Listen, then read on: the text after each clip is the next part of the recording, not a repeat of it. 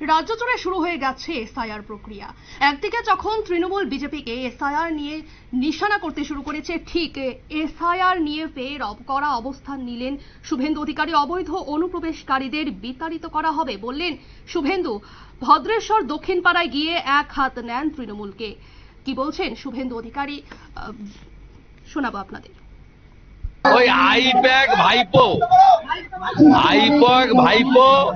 আর ভাইপোর কিছু close IAS officer আছে, ওরা ক্যামাক স্ট্রিটে বসে লিস্ট বানিয়েছে।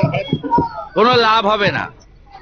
নজরদারি কঠিন থাকবে, ইলেকশন কমিশনেরও থাকবে, আমাদেরও থাকবে।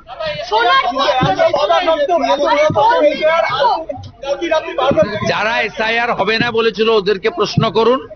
আমরা বলেছিলাম এসআইআর আগেও হয়েছে, এখনো হবে। এসআইআর হচ্ছে ত্রুটিমুক্ত ভোটার তালিকা। অনুপ্রবেশকারীদের নাম ভোটার তালিকায় থাকবে না। যারা ভারতীয় নয় তারা কেন ভারতে ভোট দেবে?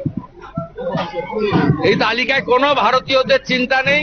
বাংলাদেশ থেকে আসা হিন্দু শরণার্থীদেরও কোনো চিন্তা নেই।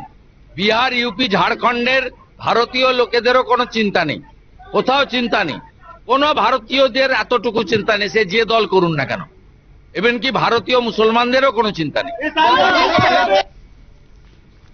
আপনারা শুনলেন বিরোধী দলনেতা শুভেন্দু অধিকারীর বক্তব্য। তিনি বললেন যে এসআইআর আগেও হয়েছে, এখনো হবে। ভদ্রেশ্বর দক্ষিণ পাড়ায় গিয়ে তিনি তৃণমূল সেখানে এক হাত নেন তৃণমূলকে, এবং যে ভারতীয়দের সম্পত্তি দখল করেছে বাংলাদেশি অনুপ্রবেশকারীরা, অবশেষে সেই অবৈধ অনুপ্রবেশকারীদের বিতাড়িত করা হবে, এমনটাই সেখানে গিয়ে তিনি বক্তব্য রাখলেন।